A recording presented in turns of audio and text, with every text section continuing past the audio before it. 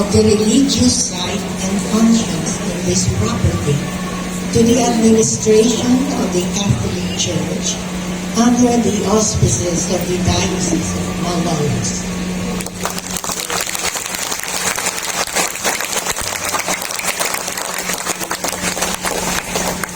By tomorrow, when the diocese takes over, it will be the 40th day since our signing of turnover documents on that fateful day of June 12, 2024.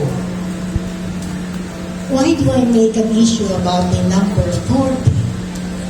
Because 40 in biblical times is a significant number. If you will recall, the Jews traveled in the desert for 40 years before they reached the promised land. Jesus fasted 40 days and 40 nights in the desert before his passion and death. And Jesus ascended to heaven 40 days after his resurrection from the dead.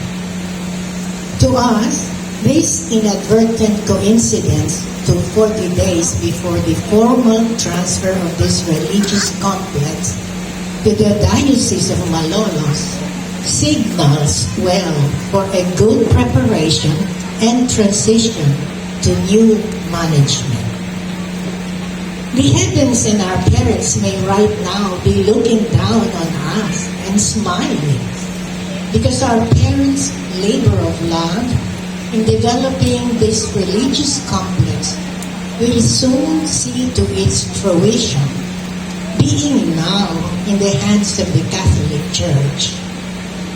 It has been the dream of our parents to build a shrine to Our Lady of Lourdes, where pilgrims who cannot afford to go to Our Lady's shrine in Lourdes, France, will receive healing with going in faith and devotion to her shrine here in the Philippines.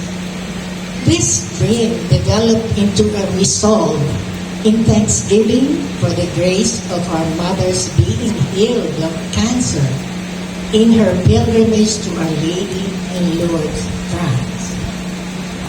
During her lifetime, our mother had expressed to us her desire to turn over to the Catholic Church after her death this religious complex that she and our father had developed over many years.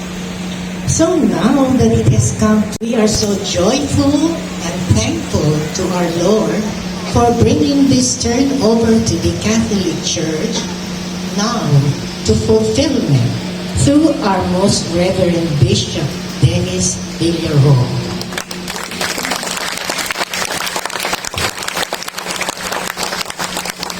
We now pray that this place may eventually be a shrine to Our Lady of Lourdes and may bring about many pilgrims to this shrine of Our Lady, develop many devotions to Our Lady, effect many cures and healings to pilgrims, and bring about many conversion of souls to Jesus through Mary, our Mother.